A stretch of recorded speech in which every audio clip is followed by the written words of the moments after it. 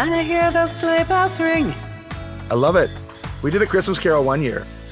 But our creative year. Okay. Welcome back to the Papers Podcast. It is the episode you've been waiting with bated breath for. It is the the holiday episode. Dun, dun, dun. And welcome to my other little elves, Linda. How dare. And Lara. Hi, everybody. And Jason, who looks elfish most of the year, but is exceptionally elfish today. How are you, Jason? Is it my ears? Happy holidays, everybody. So listener, if you're new to the podcast, you might say, what exactly is the holiday episode? Over the course of the year, we are scanning all of the HPE literature, trying to find literature that provokes a conversation, a methodology that challenges how you might answer a question. And in this constant search, every now and then, we bump into a paper that's kind of like a face palm, where you say, wow, this is quirky, and you can interpret quirky however you mean. Sometimes it's a sense of jealousy. I can't believe I didn't think of this. Sometimes it's a sense of, I can't believe a decision editor let this Decided get in. to publish that, yeah. And sometimes you're not sure if it's a joke, and are you in on the joke?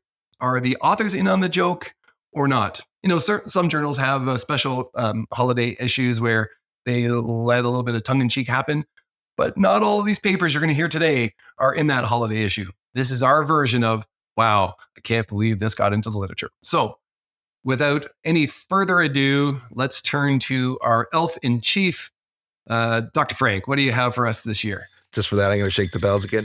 Okay, I got something. So I'm an ER doc. John's an ER doc, which by definition, we put the D in ADHD.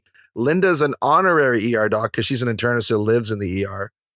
Lara's a different species. She thinks longer than us. You think longer than us. You're smarter than us. We all accept that.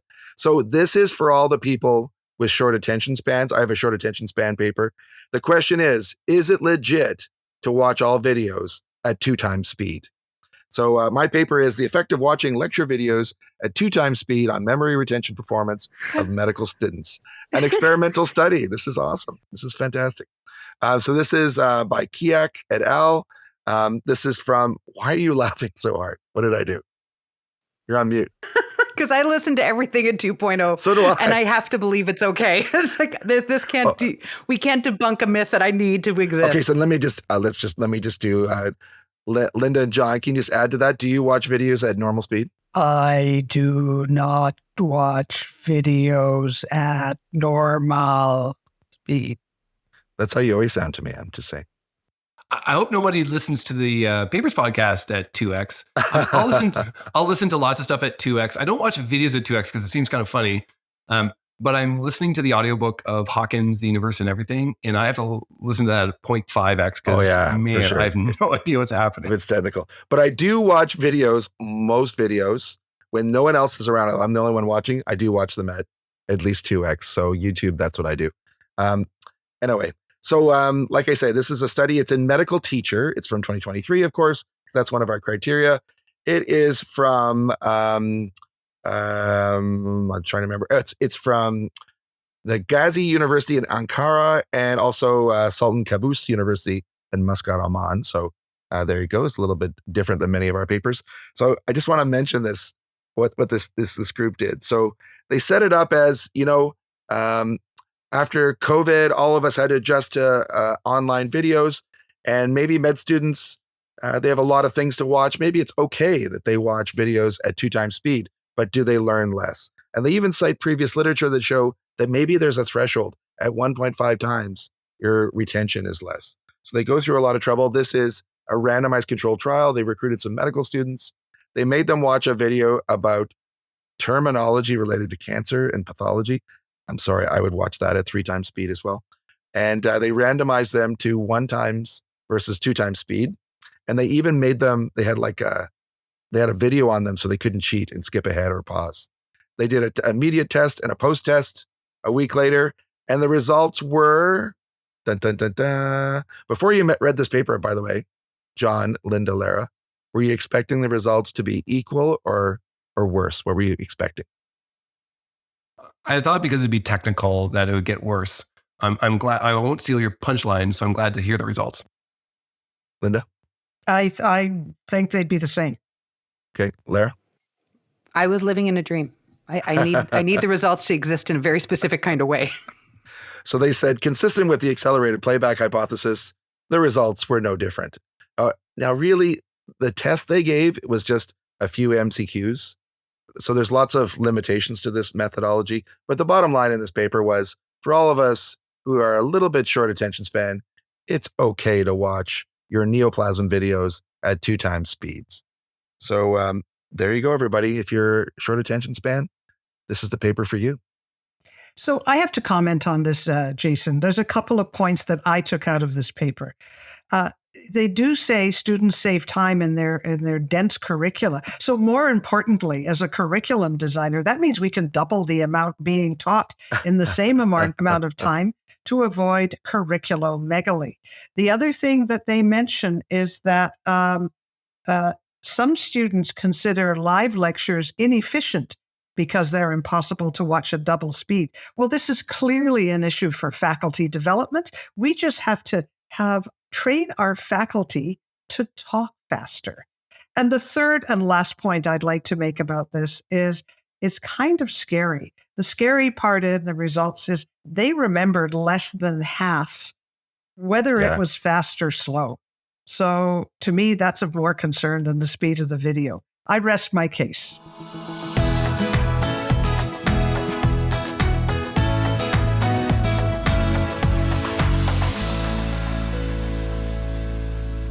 As I know that none of you have anything else to say, I'll go ahead with my paper now. So my paper is from the Teaching and Learning in Medicine journal. It's actually late 2022 by Kaminska and Rikers. It's called Does Walking Help to Generate Differential Diagnosis? Which I would add to by saying, does walking help to generate differential diagnosis, or are we all too smart for that anyway? So the authors in this paper make the point that generating a differential diagnosis, even for emergency docs, is an important part of what we do. And one error in generating a differential diagnosis is premature closure. In other words, there are too few good diagnoses, both in terms of numbers and in terms of whether they're original or creative diagnoses. There's an interesting area of science, not in medicine, which talks about how physical activity has a positive influence on cognition. And the authors wanted to find out whether that was the case in medicine. So their hypothesis was, if one group of participants sits and the other walks while engaged in making a differential diagnosis, the walking group should generate not only a larger number, but also a greater number of appropriate ideas. So they had an incredibly painfully detailed description of the methods. Bottom line is that there was no difference. There was really no difference in the number or in the quality of differential diagnoses. And so the authors said, well, maybe the reason for this is that we're all too smart anyway, and it works when people are novices. But once you're an expert, even a senior medical student, there's a ceiling effect. So they said, well, in fact, walking did not show a decrease in measures, and therefore, maybe we should just have students walk around as we're having them learn. So, Lara, what did you think of this? So this paper gave me real cause for pause, Linda, because I thought y'all are walking around all over the ward anyway. So then I went on a whole other tangent, and I thought, shouldn't we do a study where we count the steps of the different specialties, and we can see who is the most athletic in terms of the number of steps they put in? Because I think surgeons are going to do poorly. I think they're on their feet a lot, but they're standing still. Whereas in the ER, you guys might be getting more steps, and then that might have impact on your diagnostic work. Exactly. But then I also started thinking about putting one on my dog, just for fun, because I thought this study should have been about caffeine and not about the walking part. Oh, there you go. There you go. I just want to throw a little bit. So there's good cog psych research around aerobic exercise. And I'm not sure if the exercise capacity of walking was sufficient. But if you exercise before doing a cognitive task, there's reproducible multiple number of studies that show an improved performance in cognition. So I know this is a holiday episode, and here I am talking about cog psych and physiology, but don't stop exercising. That's bad for you. Yeah, I agree with that. But the point they made here was this was walking really slowly, probably about half the speed that a normal medical student would walk at. So it wasn't what I would call aerobic exercise. All to say, people have really quirky, peculiar ideas. So then let me share an idea with you guys from the literature that I found. I was really excited when I found this paper because I thought for sure I had a diamond. I had what is the holiday paper of all time. Why, you ask? Because it takes on the ultimate challenge. It takes on the most pervasive, thou shalt never break this rule statement that we all know is true in clinical environments. It's a quiet night, isn't it? Oh, I hope you have a quiet night. It's not even remotely funny if you say that in the emergency department. Like, seriously, not funny at all. I've learned my lesson. So when I saw this paper, I thought, that's it. I have the holiday edition manuscript. I think I even sent this to you guys in February because I stumbled on it early in the year.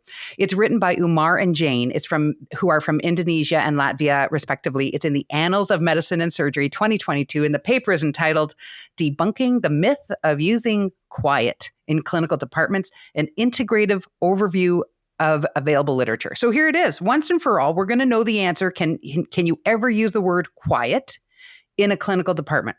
So hold on, there's going to be a plot twist. So we're holding on to the question, is this a diamond, or did I just find us a lump of coal at the bottom of our stocking? So really quickly, the authors did a PubMed search from 2015 to 2022 for randomized controlled trials on human participants only. I think that's fair. Human participants. They looked at RCTs that investigated the relationship between the use of the word quiet and its corresponding impact on perceptions of overcrowding in clinical departments. They found 5 full-text open access articles. That was their corpus. Most studies, 4 to 5, and big punchline here, using the term quiet was not associated with increased patient volumes or perceptions of increased patient volumes. Boom. It's a myth. You can all go to your clinical context tomorrow and say quiet in front of the whole room, and it's not going to make a difference. But here's the plot twist. So this punchline came on the first page of a 4-page article. Yes. So, right? What do they spend the rest of the 4 pages on? They spend the rest of the 4 pages explaining all the reasons why the studies in the reviews were bad. They tear them all to shreds. I'm going to give you a quick sample of some of the reasons they said all this literature was bad. A lack of random allocation procedures, failing to fully blind participants, failure to match weekends and weekdays, inappropriate statistics, lack of adherence, and here's my favorite, failing to control for baseline variations like personal beliefs, experiences with the topic, or knowledge on the topic. I feel like there's not a lot of knowledge needed for this, but anyway, that's a Varpio bias there. So based on these findings, I don't know what to say. Using the word quiet doesn't impact future clinical load, maybe, but more research is needed. So I don't know, John, I'm throwing to you because I'm feeling this paper is whispering to you, sure, but no, you want to do the study. Is the perfect mix of quantitative geeking out and impish sauciness that is your elf persona. What do you think? Oh, a saucy elf. I like it. That might be my band name. It goes with the mustache. I think that was your Halloween costume, wasn't it? Yeah, well, consenting adults. Yeah, I gotta say, this is one of those papers when I read it, I was like, who's in on the joke? Are the authors in on the joke? I don't think they are. Honestly. So they have a scientifically implausible hypothesis that you saying a magic word will induce a magical state. So if I say the word quiet, which is a funny phenomenon, like for real, don't ever say that word in an emergency department. It's so true. Ever. Yeah. You will be murdered instantaneously. It is a curse to say that. Agreed. You'd be a trauma. But there's no poorly conducted studies say it's not true. But there is no scientific plausibility. Then they do all the sciencey stuff you can ever do on something that has no basis in reality. And this is awesome. I'm so jealous I didn't do this paper. I'm so jealous. It's so good. It's the most delicious paper. You got to tell us, how did you find this paper? So this is one of those things where when I'm doing work for whatever paper, whatever topic, I'm one of those people that if I find something that makes me go, what?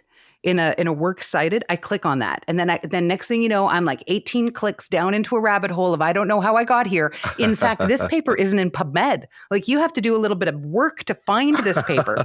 But I was deep in the land. And when I found it, I'm like, mine. Okay, not only is this an amazing paper with amazing premise, and they found 5 RCTs for the word quiet. I have so many questions. But did you look at the keywords? Have a look at the keywords. One of them is peaceful is a keyword. Boom. Just Lara, you crushed it. Well, it's the holiday episode, like peace on earth, right? Like Yeah, exactly. Of course. It's a holiday How's paper. the perfect. How would I don't understand how this paper got published in a clinical journal? It's the Well- holiday episode. Stats. You can find all kinds of things if you go deep enough in the web. All right. So our final holiday episode manuscript is from JAMA Surgery. So I'm going big hitters in the biomedical world. This is a study that says, does what you wear matter in terms of how you're perceived by your patients? And there's lots of literature around perception and the correlation to presumed intelligence or your profession. And that's a heavy topic, maybe not for the holiday episode, but I would say I don't want to make light of all of that. I do want to talk about what color scrubs you wear. And does that make you perceived to be smarter or dumber? So tongue-in-cheek study. I'm not trying to disparage really a large and important literature around bias towards the visual representation of clinicians. So please take that in the spirit of what we're talking about. So this is a study published in JAMA Surgery. And man, did I wish I had thought about this, because this is such an easy study to do. You get a publication. So clever. Yeah. And you can make the Papers Podcast holiday episode. Like, it's like a triple win. Here's what they did. They asked 113 people who looks smarter and who looks like a surgeon, based on whether you wear black, blue, or green scrubs. And you might say, who cares? How does it match my shoes and all those other things? And it's the color of my scrubs. I take whatever comes out of the bin, or I'm one of those fancy people that buys Figs scrubs, which are very expensive scrubs for the discerning taste. It's kind of like the monogram scrub. It's kind of like the Louis Vuitton scrub of the medical world. Jonathan Lara's looking at Chiraudeau us the like third. Lara looked at it, I was like, I have no idea what's wrong with No you clue. people, but Yeah. it's a I thing. just thought they did the laundry for you. Here, now I'm learning they're yours. Fancy All right, jammies. so here's the results. If you wear green scrubs, they think you look like a surgeon. If you wear black scrubs, they think you're dumb and you don't care. And if you wear blue scrubs, they think you're smart and kind. There you have it, people. Choose your colors widely. The black scrubs were also morticians. They said mortician. Yeah, so I'd like to know, you guys presumably wear scrubs at work. What color do you wear? I wear dark blue. I wear dark blue. I don't wear scrubs. Kind and smart. Top rated. Top rated. Confirmation bias. But did this not make you guys think of the classic joke about the pirates? Do you know this story? Do you know this joke? No. So there was a very brave pirate one year, and he was going out to sea, and he had a young pirate in training with him. You know, PIT, pirate in training, pit. So his pit was there, and they see an enemy vessel coming, and the captain pirate says to the pirate in training, "Can you get my red shirt?" And the pirate in training says, "Why do I need my red shirt?" And he says, "So our fellow men won't see me bleed if I catch a bullet." And it's like, oh, that's so well done. And then they win that war, and the pirates go on. And then a few weeks later, they come up against an armada, and the pirate in training says, "Sir, shall I go get your red shirt?" And he said, "Yes, and my brown pants." Well, dear listener, you've stayed with us this long to hear Varpio doing a couple minutes of stand-up, workshopping it out. She did a pirate voice. I was hoping we get the parrot jump in. Before we close, Jason, what's... I just want to mention, it's really relevant to our conversation. There's one bonus paper I want to mention. It's Cook et al. In PLOS One 2023. And it's all about your Zoom backgrounds. And this is relevant because John's is a little different than the rest of us. So the actual name of the paper, I just want to mention it. It's really quick. So as I scroll, I'm scrolling really madly. The actual name of the paper is Virtual's First Impressions, Zoom Backgrounds Affect Judgments of Trust and Competence. And the highest rated background on Zoom was books. And I just want to look. So Lara, what do you have in your background? Books. Linda, what's behind you? It looks like books. Oh, and behind me are books. And then the lowest rated one were novelty items like strange things on shelves. John, what's behind you? I hate you. In the spirit of holidays. But I don't read paper books. I read digital books. You guys have heard of like the Kobe or Kobo or whatever I use? What are you talking about now? We should have ended with my brown pants story. That was really funny. But anyway. All right. So in the spirit of our holiday episode, I think the way to go out is with a little poem that I have crafted for all of you as my gift to you. It was podcast eve, and in the medical school domain, Jason, Lara, Linda, and John set to explain. In scrubs they delved deep, as St. Nick did impart medical wisdom through mics to each eager heart. So with that, thanks so much for staying with us this entire year. Thanks for sharing this podcast with your friends. It's been an exciting year. This is our first year of the Papers podcast. We're really excited to see what 2024 brings. Talk to you later. Bye-bye. John? No, I've already done the sign off, Jason. How Okay, are but we you screwing this restarted. We rebooted it. Okay, I'll No, just we add on. rebooted it from after I did. I don't come back No and one like I said. just did that. Samuel, just sign No us one- off. Just no, hang no, wait, up. I Just am hang up. quitting this wait, podcast. I wait. cannot take it. The Wait. spirit of peacefulness has Stop. completely disappeared from here. Jason had a big long script. We're going to do this. Everybody's doing one thing. And then Jason said, hey, we're going to do 5 papers now because I'm following the script. It's all about me. I read something and I'm going to like run a tight ship. Listen, John, I write my own poems. Peace on earth, my butt. Was that a chat GPT poll? That was a Really? chat It was. I GPT didn't poem. write that. Oh, damn. I chatted it up while we were waiting. Exactly. Happy holidays, everybody. Oh. See you in right. 2024. You've been listening to the Papers Podcast. We hope we made you just slightly smarter. The podcast is a production of the Unit for Teaching and Learning at the Karolinska Institutet. The executive producer today was my friend Teresa Sorrow. The technical producer today was Samuel Lundberg. You can learn more about the Papers Podcast and contact us at www.thepaperspodcast.com. Thank you for listening, everybody, and thank you for all you do. Take care.